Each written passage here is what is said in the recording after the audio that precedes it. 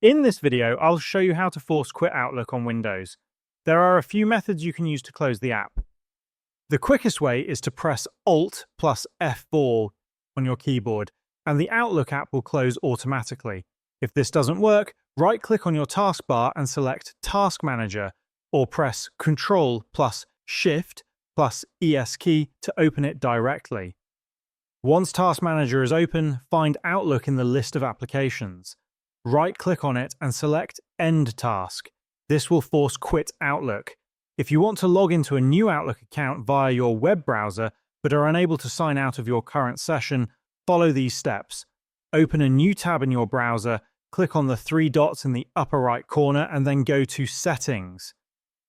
Next, click on Privacy and Security on the left side of the screen and scroll down to the Third-Party Cookies section. Click on See All Site Data and Permissions, and in the search bar, type Outlook. If you see any cookies related to Outlook, delete them by selecting Delete. Do the same for any Microsoft-related cookies. Once completed, open a new browser window and search for Outlook again. Now, when you attempt to sign in, you will be able to log into a new account without any issues.